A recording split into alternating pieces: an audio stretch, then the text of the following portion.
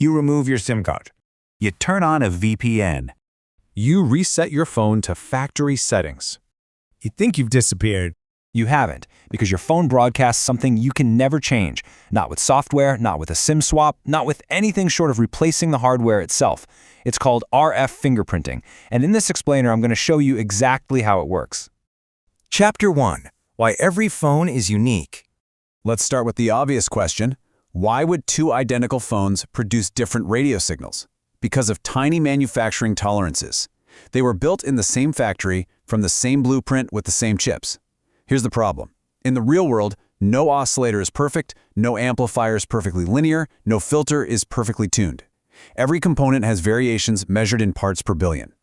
Individually, each variation is invisible, but combined, they create something unique to every single device ever made. Think about human voices. Two people can say the exact same sentence, but you instantly recognize who's speaking. Why? Because their vocal cords, their larynx, their mouth, all slightly different. Radio transmitters work the same way. Every phone has an electronic voice, a signature baked into its hardware at the moment of manufacturing. Researchers call it an RF fingerprint. And here's what makes this genuinely unsettling. This fingerprint exists at the physical layer.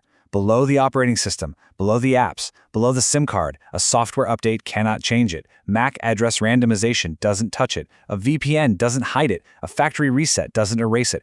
The only way to get rid of it is to get a different phone. Chapter 2. The Science of RF Fingerprinting. So what exactly is being measured? There are four main types of physical imperfections that researchers use as fingerprint components. Number 1. Carrier frequency offset. Your Wi-Fi chip is supposed to transmit at exactly 2.4 gigahertz, but your phone might actually transmit at 2.4000017 gigahertz, a difference of 17 hertz, completely invisible to you, but completely stable and completely unique to your device. Number 2. IQ imbalance. Modern radio transmitters use two signal components, in-phase and quadrature, that should be perfectly 90 degrees apart and perfectly equal in power. Yours aren't. Nobody's are. That specific deviation is measurable, and it belongs to your hardware alone. Number 3. Power amplifier nonlinearity. The amplifier that pushes your signal to the antenna has its own quirks. When it distorts the signal, it does so in a way that's characteristic of that specific chip. Think of it as the grain in a fingerprint. And number 4, the most surprising one, turn on transients. The fraction of a second when your transmitter powers up at the start of each packet, the way the signal rises, creates a brief but extremely distinctive signature. This technique was used by military intelligence for decades to identify specific radar installations. In fact, we'll come back to that military angle, because the origins of RF fingerprinting are anything but academic. Chapter 3. How fingerprints are captured. So how does an attacker or a researcher actually build one of these systems? Step 1. Capture. You point a software-defined radio at your target. A basic RTL SDR dongle costs just 25 euros. A more capable hack RF costs around 300. You collect thousands of packets, raw IQ samples. The actual complex waveform of the signal before any decoding. Step 2. Pre-processing. You synchronize the packets, detect frame boundaries, slice them into clean segments. Step 3. Feature extraction. You measure the carrier frequency offset, the IQ imbalance, the signal distortion, or you feed the raw samples directly as input and let the AI decide what matters. And step 4 is where this gets powerful. You train a convolutional neural network, the same architecture used in image recognition, on thousands of packets from known devices.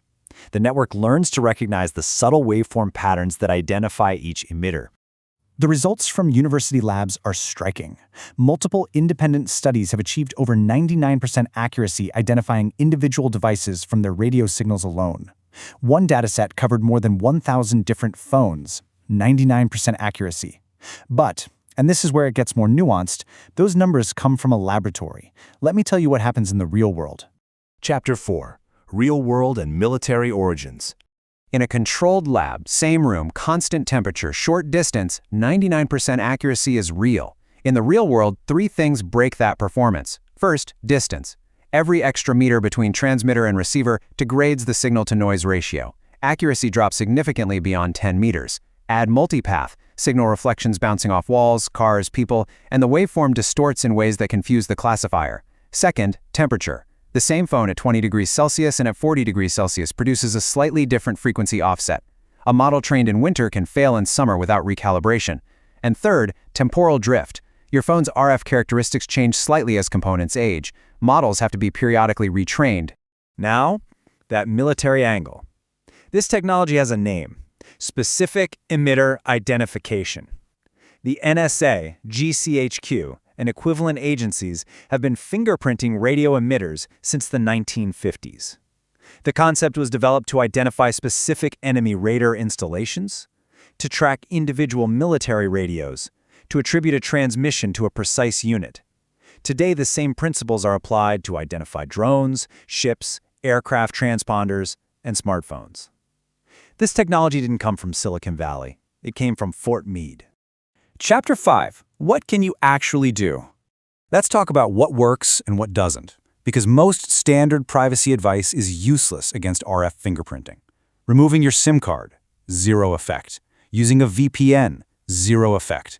MAC address randomization, a privacy feature Apple and Android both advertise, zero effect. Factory reset, zero effect. All of those measures operate at the software layer. The RF fingerprint lives below that. They protect you from different threats, just not this one. What actually works? Airplane mode. Works. If you're not transmitting, there is no signal to fingerprint. That is the only reliable protection available on a consumer device right now. A second option: get a different physical device. A different phone has a different RF fingerprint. But that doesn't help if your new phone is linked back to you through any other identifier. Researchers are working on something called RF anonymization, injecting controlled artificial noise into the transmitted signal to mask the hardware signature. Think of it as the RF equivalent of MAC randomization. It doesn't exist in any consumer device yet, but if history is a guide, MAC randomization took about a decade from academic proposal to iPhone implementation. RF randomization may be standard in phones by the mid-2030s.